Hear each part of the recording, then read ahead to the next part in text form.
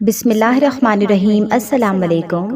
کم سے کم ایک دفعہ درود شریف پڑھ کر نیچے کومنٹ میں ڈن لکھ دیجیے۔ تو آج ہمارا دعا سیریز کا ڈے 5 ہے اور آج ہمارا ٹاپک ہے دعا کے آداب۔ تو اسٹارٹ کرتے ہیں۔ رب اشرح لی صدری ویسر لی امری واحلل عقدۃ من لسانی یفقہوا قولی ربی زدنی علما اللہم فقہنی فی الدین۔ تو جیسا کہ آپ کو پتا ہے کہ ہر کام کے کرنے کے کچھ آداب ہوتے ہیں جن کا ہمیں خیال رکھنا پڑتا ہے۔ ایون کہ جب ہم علم حاصل کرتے ہیں تو ادھر بھی ہمارے آداب ہوتے ہیں، ان کو مد نظر رکھتے ہیں، ان کا خیال رکھتے ہیں، ادروائز ہم علم نہیں حاصل کر پاتے۔ تو جب بھی آپ نیک عمل کرتے ہیں، اگر آپ اس کے آداب کا خیال نہیں رکھیں گے تو آپ کے اس عمل میں اثر نہیں ہوگا، بلکہ وہ قبول بھی نہیں ہوگا۔ تو اگر آپ چاہتے ہیں کہ آپ کی دعائیں قبول ہو جائیں، اللہ تعالیٰ کی رحمت کے دروازے آپ تک کھل جائیں، تو آپ کو دعا کے دوران ان کے آداب کا خیال رکھنا ہوگا۔ آپ نے ان آداب کو فالو کرنا ہوگا تاکہ جو بھی آپ مانگ رہے ہیں وہ آپ کو مل جائے۔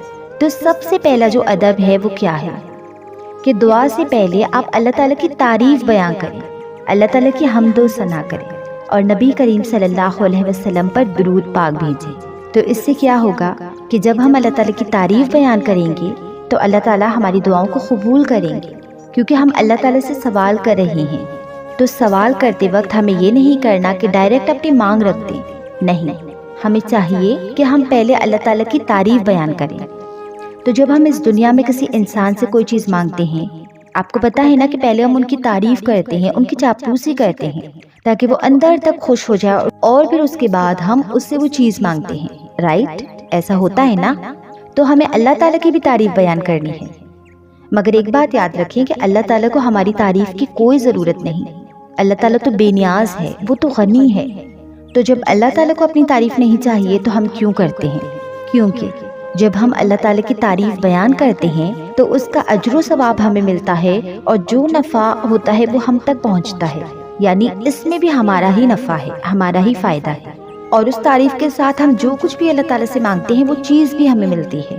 تو اللہ تعالیٰ یہی چاہتے ہیں کہ بندے کو بے پناہ اجر مل جائے اور اس کی تمام دعائیں قبول ہو جائیں۔ تو اللہ تعالیٰ کو آپ سے تعریف کروا کے نہ کوئی نفع ہوگا اور نہ ہی کوئی نقصان، یہ سب کچھ ہمارے اپنے لیے ہے۔ جیسا کہ حدیث پاک کا مفہوم ہے کہ اللہ تعالیٰ کو اپنی مدح سے زیادہ کوئی چیز پسند نہیں، اس لیے اس نے اپنی مدح خود فرمائی، یعنی خود اپنی تعریف فرمائی۔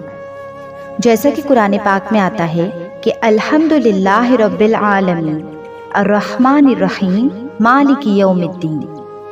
تو دیکھیے اس میں اللہ تعالیٰ کی تعریف ہے نا، کہ سب تعریفیں اللہ ہی کے لیے ہیں جو تمام جہانوں کا پالنے والا ہے، رحمان ہے، رحیم ہے اور جزا کے دن کا مالک ہے۔ تو یہ بات تو کلیئر ہو گئی کہ جب بھی ہم اللہ سبحانہ و تعالیٰ کی تعریف کریں گے تو فائدہ ہمارا اپنا ہی ہے۔ ایک حدیث اور ہے، اس کا مفہوم ہے کہ ایک دفعہ رسول اللہ صلی اللہ علیہ وسلم بیٹھے ہوئے تھے کہ ایک آدمی داخل ہوا، اس نے نماز پڑھی، پھر اس نے کہا کہ اے اللہ مجھے معاف کر دے اور مجھ پر رحم فرما۔ تو اس پر نبی صلی اللہ علیہ وسلم نے فرمایا کہ اے نماز پڑھنے والے، تو نے جلدی کی، جب تو نماز پڑھے اور تشہد کی حالت میں بیٹھ جائے تو اللہ کی شان کے لائق اس کی حمد و ثنا کیا کر، پھر مجھ پر درود بھیجا کر اور پھر اس کے بعد دعا کیا کر۔ اور راوی کہتے ہیں جنہوں نے یہ حدیث روایت کی کہ پھر اس کے بعد اس شخص نے نماز پڑھی، اس نے اللہ کی حمد و ثنا کی اور نبی صلی اللہ علیہ وسلم پہ درود بھیجا، اور نبی صلی اللہ علیہ وسلم نے فرمایا کہ اے نماز پڑھنے والے، دعا مانگ، تیری دعا سنی جائے گی، الحمدللہ۔ تو ہمیں کیا کرنا ہے؟ اللہ تعالیٰ کی تعریف بیان کرنی ہے۔ لیکن جس کو اللہ تعالیٰ کی قدر ہی نہ ہو، جس نے اللہ تعالیٰ کی قدر ہی نہ کی ہو کہ کیسے اللہ تعالیٰ کی قدر کرنی ہے، تو وہ اللہ تعالیٰ کی تعریف کیا کریں گی؟ تو اللہ تعالیٰ کو پہچانیں تاکہ آپ دل سے اللہ تعالیٰ کی قدر کریں۔ تو جب دل میں اللہ تعالیٰ کی قدر آئے گی تو تعریف خود بخود زبان سے نکلے گی۔ نبی کریم صلی اللہ علیہ وسلم نے ایک آدمی کو یہ کہتے سنا کہ وہ کہہ رہا تھا کہ یا ذوالجلال والاکرام، تو آپ نے فرمایا کہ تیری دعا قبول کی جائے گی، تو اللہ سے دعا مانگ، یعنی اس نے اللہ کی تعریف بیان کی اور اس کی دعا قبول ہو گئی۔ تو آپ نے ہر دعا سے پہلے اللہ تعالیٰ کی حمد و ثنا کرنی ہے، پورے دل کے ساتھ، پوری قدر کے ساتھ، کہ آپ مانتے ہوں کہ واقعی اللہ تعالیٰ اس تعریف کے قابل ہے کہ اس کی تعریف کی جائے، کیونکہ وہ رب العالمین ہے، وہ تمام جہانوں کا پروردگار ہے۔ چلیں اب بات کرتے ہیں دوسرے ادب کی۔ دوسرا ادب ہے کہ اللہ تعالیٰ کے اسم اعظم کے ذریعے اسے پکارنا۔ اسم کہتے ہیں نام، یعنی کوئی بھی اللہ تعالیٰ کا نام، اور اعظم کسے کہتے ہیں؟ عظمت والا، بہت عظیم، بہت بڑا۔ تو کچھ دعائیں ایسی ہیں، کچھ کلمات ایسی ہیں جن کے اندر اسم اعظم ہے، اگر ہم ان کے ساتھ اللہ تعالیٰ سے دعا کریں گے تو ہماری دعائیں قبول ہوں گی۔ تو یہاں میں آپ کو اپنی فیوریٹ دعا بتاتی ہوں۔ نبی کریم صلی اللہ علیہ وسلم نے ایک آدمی کو یہ کہتے ہوئے سنا، اللہم انی اسألک بانی اشہد انک لا الہ الا انت الاحد الصمد الذی لم یلد ولم یولد ولم یکن لہ کفوا احد۔ اے اللہ، میں تجھ سے سوال کرتا ہوں اس بات کی بنا پر کہ میں گواہی دیتا ہوں کہ بے شک تو ہی اللہ ہے، تیرے سوا کوئی الہ نہیں، تو اکیلا ہے، بے نیاز ہے، تو وہ ہے جس کی اولاد نہیں ہے، نہ کسی کی اولاد، اور اس کا ہمسر کوئی نہیں۔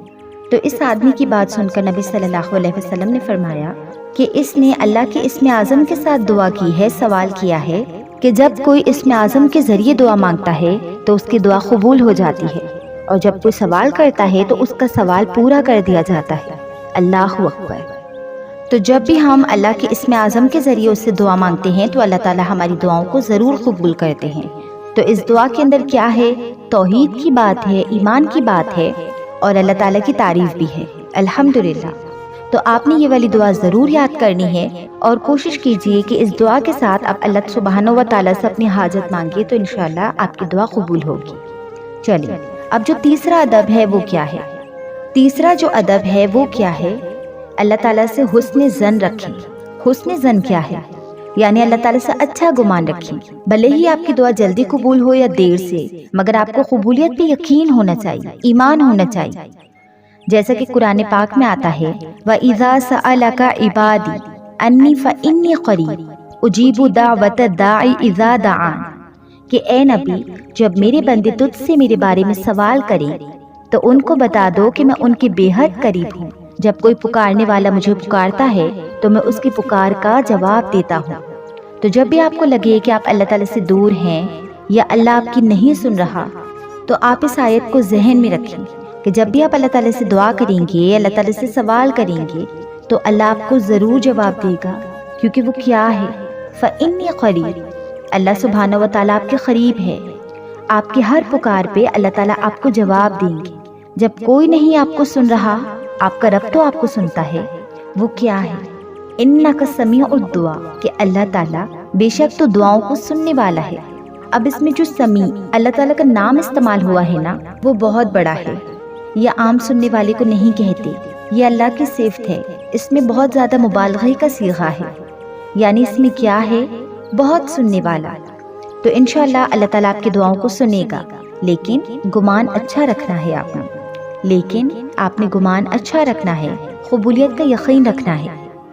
تو جب آپ دعا مانگیں گے تو آپ کو کیسے پتا چلے گا کہ اللہ تعالیٰ نے آپ کی دعا قبول کر لی؟ تو اس کے بارے میں سورہ العمران میں آتا ہے کہ آپ نے رب نے ان کی دعا قبول کر لی اور جواب دیا کہ میں یقیناً کسی عمل کرنے والے کے عمل کو، خواہ وہ مرد ہو یا عورت، ضائع نہیں کرتا۔ تو جب آپ یہ آیت کو، ان کے ترجمے کو ذہن میں رکھتے ہیں تو پھر آپ کو دعا کی قبولیت پہ یقین آ جاتا ہے۔ پھر آپ جو بھی عمل کرتے ہیں اللہ تعالیٰ اس کو ضائع نہیں کرتا، آپ جو بھی دعا کرتے ہیں اللہ تعالیٰ آپ کی دعاؤں کو قبول کرتا ہے۔ وَقَالَ رَبُّكُمْ أَدْعُونِي أَسْتَجِبْ لَكُمْ، اور تمہارے رب نے فرمایا کہ تم مجھے پکارو، میں تمہاری دعائیں قبول کروں گا۔ تو آپ نے اللہ تعالیٰ سے مانگنا ہے، بس شرط یہ ہے کہ دعا کی قبولیت پہ بندے کو یقین ہو کہ جو اس نے مانگا انشاءاللہ اللہ تعالیٰ اس سے عطا فرمائیں گے۔ تو ہمیشہ یہ یاد رکھیں کہ اللہ تعالیٰ آپ کے بہت قریب ہے۔ کس طرح؟ اپنے علم، احاطے اور اپنی نگہداشت کی بنیاد پر۔ اور نبی کریم صلی اللہ علیہ وسلم نے ہمیں حکم دیا کہ ہم دعا کی قبولیت کے معاملے کو اللہ کے سپرد کر دیں، یعنی اللہ کو سونپ دیں، اور اپنے امید بر آنے کا یقین رکھیں کہ جو آپ نے امید رکھی ہے اللہ سے وہ یقیناً پوری ہوگی۔ رسول اللہ صلی اللہ علیہ وسلم نے فرمایا کہ اللہ تعالیٰ سے اس حال میں دعا کرو کہ تمہیں قبولیت کا یقین ہو۔ تو آپ نے جو دعا مانگنی ہے یقین کے ساتھ مانگنی ہے، اور پھر جب یقین کے ساتھ دعا مانگیں گے اور اپنا معاملہ اللہ کے سپرد کر دیں گے تو اللہ تعالیٰ آپ کی دعاؤں کو قبول کرے گا۔ اللہ تعالیٰ آپ کے معاملات کو ایسے سنوارے گا کہ آپ نے سوچا بھی نہ ہوگا۔ تو ہمیں یقین ہونا چاہیے کہ اللہ تعالیٰ کی رحمت بہت وسیع ہے، ہمیں اللہ کے فضل پہ یقین ہونا چاہیے کہ اس کا فضل بہت ہے۔ تو جب بھی آپ دعا مانگیں گے سچی امید اور خلوص کے ساتھ دعا مانگیں۔ تو رسول اللہ صلی اللہ علیہ وسلم نے فرمایا کہ بے شک تمہارا رب شرم و حیا کا مالک ہے، وہ بڑا کریم ہے، وہ اپنے حضور میں اپنے بندے کے اٹھے ہوئے ہاتھوں کو خالی ہاتھ لوٹانے سے شرماتا ہے، یعنی آپ کے ہاتھوں کو خالی لوٹانے سے اللہ تعالیٰ شرماتا ہے۔ وہ کبھی بھی آپ کو جو آپ مانگ رہے ہیں ہو نہیں سکتا کہ اللہ تعالیٰ آپ کو وہ عطا نہ کرے۔ اب سخاوت کی انتہا ہے نا، تو پھر اللہ سے مانگے، ضرور مانگے، تو جیسا آپ گمان کریں گے ویسا آپ کو رسپانس کیا جائے گا۔ اللہ تعالیٰ فرماتے ہیں کہ میں اپنے بندے کے ساتھ اس طرح کا معاملہ کرتا ہوں جیسا وہ مجھ سے گمان کرتا ہے، اور میں اس کے ساتھ ہوتا ہوں جب وہ مجھے یاد کرتا ہے۔ تو اب دیکھیں حسن ظن رکھنا کتنا ضروری ہے۔ تو اب بندے کو مایوس ہو کے، نا امید ہو کے دعا نہیں مانگنی، بہت بہت یقین کے ساتھ دعا مانگنی ہے کہ اللہ تعالیٰ ضرور میری دعا کو قبول کرے گا، مجھ پہ رحم کرے گا۔ اور ایک اور بات کہ جب ہمارا گمان اچھا ہوگا نا تو ہم نیکی کی طرف بھی جاتے ہیں، ہم اچھے عمل کرتے ہیں۔ کیونکہ جب انسان اچھا عمل کرتا ہے نا تو اس کے ذہن میں ہوتا ہے کہ اللہ تعالیٰ میری اس نیکی کو قبول کرے گا اور مجھے اس پہ اجر دے گا، تو پھر وہ اور زیادہ نیکیوں کی طرف جاتا ہے۔ اور کچھ لوگ کیا کرتے ہیں کہ نیک کام کرتے ہیں اور پھر سوچتے ہیں کہ پتہ نہیں یہ قبول ہوا کہ نہیں، تو ان کو جب قبولیت پہ یقین نہیں ہوتا تو آگے نیکیوں کی طرف بھی وہ موو نہیں کرتے۔ تو اچھا گمان ہونا آپ کو نیکیوں کی طرف لے جاتا ہے۔ اس کے بعد نیکسٹ ادب میں کیا آتا ہے کہ اعتراف گناہ، کہ جب بھی آپ دعا مانگے تو اللہ تعالیٰ کے سامنے اپنے گناہوں کا اعتراف کریں کہ اللہ تعالیٰ مجھ سے یہ غلطی ہو گئی، جیسا کہ قرآن پاک میں آتا ہے فَاسْتَغْفِرُوا ثُمَّ تُوبُوا إِلَيْهِ إِنَّ رَبِّي قَرِيبٌ مُجِيبٌ، پس تم اس سے بخشش مانگو اور اس کی طرف لوٹ جاؤ، بے شک میرا رب قریب ہے اور دعا کو قبول کرنے والا بھی ہے۔ تو استغفار یعنی اللہ تعالیٰ سے اپنے گناہوں کی معافی ضرور مانگنی چاہیے۔ اب اگلا ادب کیا ہے کہ جب آپ دعا مانگیں تو آپ کا ارادہ بڑا پکا ہو، یعنی کہ یہ غلطی نہ ہو جائے کہ جب ہم دعا مانگیں ہم اللہ تعالیٰ سے ان الفاظ میں کہیں کہ اے اللہ تعالیٰ اگر آپ چاہتے ہیں تو یہ قبول کر لیں، یعنی یہ الفاظ نہیں کہنے کہ اگر تو چاہتا ہے تو مجھے عطا کر دے۔ حدیث میں آتا ہے کہ نبی کریم صلی اللہ علیہ وسلم نے فرمایا کہ جب تم میں سے کوئی بندہ دعا کرے تو اسے چاہیے کہ وہ پختہ یقین کے ساتھ دعا کرے، اس طرح ہرگز نہ کہے کہ اے اللہ اگر تو چاہتا ہے تو مجھے عطا کر دے۔ بات دراصل یہ ہے کہ اللہ کی ذات کو کوئی بھی مجبور کرنے والا نہیں، تو اس طریقے سے دعا نہیں کرنی کہ اگر آپ عطا کر دیں تو میں شکر کروں گا، اور اگر آپ نہیں کریں گے تو میں آپ کو مجبور نہیں کروں گا، کیونکہ اللہ تعالیٰ کو تو کوئی بھی مجبور نہیں کر سکتا۔ تو اس طریقے سے دعا نہیں کرنی بلکہ پوری یقین سے اللہ تعالیٰ سے دعا مانگنی ہے۔ اب نیکسٹ ادب میں آتا ہے کہ جب بھی آپ دعا کریں تو ان الفاظ کو 3 دفعہ دہرائیں۔ تو اس میں کیا ہوتا ہے، اس میں تاکید آ جاتی ہے کہ مطلب پتہ چلے گا کہ جو مانگنے والا ہے اس میں کتنی زیادہ لالچ ہے اپنی دعا کو قبول کروانے کی کہ اللہ تعالیٰ میری دعا کو قبول کر لے۔ تو آپ نے کیا کرنا ہے، 3 مرتبہ اپنی دعا کو دہرانا ہے، ریپیٹ کرنا ہے۔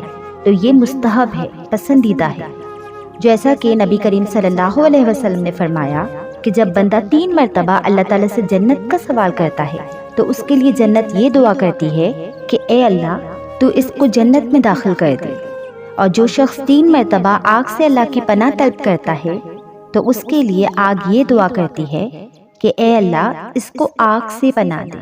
تو کوئی بھی دعا آپ کو کرنی ہے تو اس کو آپ 3 مرتبہ دہرائیں، تو انشاءاللہ آپ کی وہ دعا ضرور قبول ہوگی۔ اس کے بعد جب بھی آپ دعا کریں تو جامع کلمات کے ساتھ دعا کریں، یعنی ایسے کلمات جو مفید بھی ہوں اور مختصر بھی ہوں، یعنی چھوٹے بھی ہوں اور اوتھینٹک بھی ہوں۔ تو اس میں سب سے اچھی بات کیا ہے، جیسے قرآنی دعائیں ہیں، مسنون دعائیں ہیں، آپ یہ مانگا کریں۔ تو کبھی کبھی نا ہم اللہ تعالیٰ سے اتنی لمبی لسٹ مانگتے ہیں کہ ہمارا اس میں دھیان نہیں رہتا، اور کبھی کبھی ہم بہت سے غلط چیزیں مانگ لیتے ہیں، بہت سے ایسے کلمات ہمارے منہ سے نکل جاتے ہیں کہ جس سے اللہ تعالیٰ ناراض ہو جاتے ہیں۔ تو پھر ہم کون سے کلمات سے دعا مانگیں، جو اوتھینٹک ہیں، مسنون ہیں، ان کے ساتھ دعا مانگیں۔ نبی کریم صلی اللہ علیہ وسلم نے بھی لمبی دعائیں مانگی ہیں، لیکن زیادہ تر چھوٹی دعائیں مانگی ہیں، جیسے کہ نبی صلی اللہ علیہ وسلم یہ دعا مانگتے تھے، اللہم انی اعوذ بک من شر ما عملت ومن شر ما لم اعلم، کہ اے اللہ میں تیری پناہ چاہتا ہوں ان کاموں کی شر سے جو میں نے کیے ہیں اور ان کاموں کی شر سے جو میں نے نہیں کی۔ تو اس میں نا آپ دیکھیں ہر قسم کا شر آ جائے گا۔ اب دیکھیں اتنی چھوٹی سی دعا ہے، ایک لائن کی دعا ہے، لیکن ہر قسم کی شر کا اس میں ذکر آ گیا کہ یا اللہ میں تیری پناہ چاہتا ہوں ان کاموں کی شر سے جو میں نے کیا اور ان کاموں کی شر سے جو میں نے نہیں کی۔ اب دیکھیں کتنی چھوٹی سی دعا ہے لیکن کتنی جامع ہے اور ہے بھی مسنون۔ تو اس طرح نبی صلی اللہ علیہ وسلم دعا کرتے تھے، ربنا آتنا فی الدنیا حسنۃ وفی الآخرۃ حسنۃ وقنا عذاب النار۔ اے ہمارے رب ہمیں دنیا میں بھی بھلائی عطا فرما اور آخرت میں بھی بھلائی عطا کر اور ہمیں آگ کے عذاب سے بچا لے۔ تو اس دعا کے اندر ساری دنیا کی بھلائیاں آ گئیں، ساری آخرت کی بھلائیاں آ گئیں۔ تو جب بھی آپ دعا مانگے آپ نے اس کی میننگز پہ غور کرنا ہے۔ تو جو الفاظ آپ کے منہ سے نکل رہے ہیں آپ کو اس کے معنی پتا ہو، آپ کو پتا ہو کہ آپ کیا کہہ رہے ہیں، کیا بول رہے ہیں، کیا مانگ رہے ہیں، تو بہترین ہے یہ دعا، یہ مسنون بھی ہے، آپ اس دعا کو مانگا کریں۔ کچھ کلمات ایسے ہیں جو رحمان کو بہت پسند ہے، ایک تو وہ اللہ تعالیٰ کو پسند بھی ہے اور دوسرا زبان پہ وہ ہلکی بھی ہیں، بڑے لائٹ سے، لیکن جب مومن کے دل سے نکلتے ہیں تو رحمت کے فرشتے ان کلمات کو جلدی سے لے لیتے ہیں اور پھر ان کے لیے آسمان کے دروازے کھول دیے جاتے ہیں، اور جب ان کا وزن کیا جائے گا قیامت کے دن تو وہ زیادہ بھی ہوں گے وزن میں۔ تو بہترین ہے کہ ہم اللہ تعالیٰ سے مسنون اور جامع دعا مانگا کریں جو چھوٹی بھی ہو اور اوتھینٹک بھی ہو۔ اس کے بعد اگلے ادب میں آتا ہے کہ دعا کرنے سے پہلے دعا کرنے والا سب سے پہلے اپنے لیے دعا مانگے۔ اب ایک تو یہ ہے کہ آپ جنرل دعا مانگتے ہیں، اس میں آپ سب سے پہلے آپ نے کیا کرنی ہے کہ اپنے لیے دعا مانگنی ہے، لیکن کبھی کبھی آپ کسی کے لیے کسی خاص انسان کے لیے دعا مانگتے ہیں۔ اگر کوئی بیماری آ جائے، کوئی مصیبت آ جائے تو اس ٹائم پہ آپ کو دعا کرنی ہوتی ہے، تو آپ وہ ایک علیحدہ بات ہے، آپ کسی اور کے لیے کر سکتے ہیں، لیکن آپ جب بھی جنرلی دعا مانگتے ہیں تو سب سے پہلے آپ اپنے لیے دعا مانگا کریں۔ تو اکثر لوگ ہوتے ہیں نا، وہ سوچتے ہیں کہ پہلے میں سب کے لیے دعا کروں اور پھر میں اپنے لیے دعا کروں گا، تو یہ غلط طریقہ ہے۔ اب آپ کہیں گے کہ یہ کیسے؟ اب دیکھیں سورہ حشر میں آتا ہے کہ اے ہمارے رب ہمارے اور ہمارے بھائیوں کے جو ہم سے پہلے ایمان لائے ان کے گناہ معاف فرما دے۔ تو سب سے پہلے ذکر ہوا کہ اے ہمارے رب ہمارے، اور پھر بعد میں آیا کہ ہمارے بھائیوں کی۔ تو سب سے پہلے آپ نے کس کے لیے دعا کی؟ اپنے لیے دعا کی۔ اسی طرح حضرت موسیٰ علیہ السلام کی دعا سامنے ہے کہ اے میرے رب تو مجھے اور میرے بھائیوں کو معاف فرما، ہمیں اپنی رحمت میں داخل فرما۔ تو دیکھیں سب سے پہلے اپنے لیے دعا کی اور پھر اس کے بعد بھائیوں کے لیے دعا مانگی۔ اسی طرح حضرت ابراہیم علیہ السلام کی دعا، ربنا اغفر لی ولوالدی وللمؤمنین یوم یقوم الحساب، کہ اے میرے رب میری، میرے والدین اور سب مسلمانوں کی اس دن مغفرت فرما دے جس دن حساب ہوگا۔ تو سب سے پہلے آپ دیکھیں اپنے لیے دعا کی اور اس کے بعد والدین، ٹھیک ہے، اور پھر باقی اور پھر آگے مسلمانوں کے لیے، رائٹ؟ تو طریقہ یہی ہونا چاہیے کہ سب سے پہلے اپنے لیے دعا مانگے پھر اس کے بعد دوسروں کے لیے دعا مانگے۔ تو اس سے ایک اور بات پتہ چلتی ہے کہ مومنین کی عادت ہے کہ وہ اپنی دعاؤں کے ساتھ ساتھ اپنے بھائیوں کے لیے بھی دعا مانگا کرتے تھے، یعنی خیر میں اپنے بھائیوں کو بھی شامل رکھتے تھے، اپنی دعاؤں میں یاد رکھتے تھے، تو اپنی بھلائی میں ان کا بھی حصہ ڈالتے تھے۔ تو ہمیں اپنے ساتھ ساتھ ان کے لیے بھی دعا مانگنی ہے۔ اس کے علاوہ ایک اور ادب ہے دعا کا، وہ یہ کہ دعائیں جو ہے وہ مستحب اوقات میں مانگا کریں، یعنی وہ اوقات جن میں دعائیں قبول ہوتی ہیں۔ تو اس پہ میں انشاءاللہ اپنی نیکسٹ ویڈیو بناؤں گی، تو آپ اس ویڈیو میں اسی متعلق ہم بات کریں گے، تو آپ وہاں وہ والی ویڈیو بھی ضرور دیکھیے گا۔ تو مجھے یقین ہے کہ میں نے جتنے بھی آداب آپ لوگوں کو بتائے تو آپ ان آداب کو مد نظر رکھ کے دعا کریں گے۔ تو اکثر لوگ جو مجھے کہتے ہیں کہ آپ ہی ہماری دعائیں قبول نہیں ہوئی، تو ہو سکتا ہے کہ آپ ان آداب کا خیال نہ رکھتے ہوں، تو پھر کیسے ممکن ہے جب آپ ان آداب کا خیال نہیں رکھیں گے تو آپ کی دعا قبول ہو؟ تو آپ ان آداب کا خیال رکھیں تو انشاءاللہ آپ جو بھی مانگیں گے انشاءاللہ آپ کو یقین بھی ہوگا کہ آپ کی دعائیں قبول ہوں گی۔ میری آپ سب لوگوں کے لیے دعا ہے کہ اللہ تعالیٰ آپ تمام لوگوں کی جائز دعاؤں کو قبول کرے، اور جس نے بھی مجھے دعا کے لیے کہا میری ان سب کے لیے دعا ہے، اور جنہوں نے نہیں کہا ان کے لیے بھی میری دعا ہے کہ اللہ تعالیٰ ان سب کی جائز دعاؤں کو پورا کرے اور آپ کو وہ عطا کرے جس کے آپ منتظر ہیں۔ اللہ تعالیٰ آپ کے اٹھے ہوئے ہاتھوں کی لاج رکھے، اور مجھے یقین ہے کہ اس دعا سیریز کے اختتام میں آپ سب لوگوں کا اللہ تعالیٰ سے ایسا کنیکشن اسٹرانگ ہو جائے گا کہ آپ اللہ تعالیٰ سے اور زیادہ دعائیں مانگیں گے، کیونکہ اس دعا سیریز کے اسٹارٹ کرنے کا مقصد ہی یہ تھا کہ آپ ڈائریکٹ اللہ تعالیٰ سے مانگیں، آپ لوگوں کو لوگوں سے مانگنا نہ پڑے، آپ کے دعاؤں کے ذریعے اللہ تعالیٰ سے ایک تعلق مضبوط ہو اور ہونا بھی چاہیے۔ تو دعا جو ہے وہ ایک عبادت ہے، تو جب آپ مانگیں گے آپ عبادت کی کنڈیشن میں ہوں گے۔ اور ایک اور بات کہ جب بھی آپ دعا مانگیں گے اور آپ کی دعا قبول ہوگی تو آپ کا جو ایمان ہے، آپ کا توکل ہے، وہ مزید اسٹرانگ ہوگا، پختہ ہوگا، کیونکہ دعاؤں کا توکل سے بڑا گہرا تعلق ہے۔ تو دعا ہے کہ اللہ تعالیٰ آپ کی طرف ہر خیر کا دروازہ کھول دے، آپ کے دل کو مطمئن کرے، اور جو کچھ آپ اللہ تعالیٰ سے مانگ رہی ہیں اللہ تعالیٰ آپ کو جلد از جلد عطا کرے۔ آمین ثم آمین۔ مجھے بھی اپنی دعا میں یاد رکھیے گا۔ ویڈیو اچھی لگی تو ویڈیو کو لائک کریں، میرے چینل کو سبسکرائب کیجیے، اور میری اس ویڈیو کو اپنے پیاروں کے ساتھ ضرور شیئر کریں، تو جتنا ہو سکے لوگوں کا دعاؤں پہ پختہ یقین ہو اور یہ نیکی کا کام پھیلے۔ تو دل سے دعا ہے ہم جو بھی سنیں، جو بھی باتیں کریں، اللہ تعالیٰ ہم میں اس پہ عمل کرنے کی توفیق عطا فرمائے۔ آمین ثم آمین۔ جزاک اللہ خیرا۔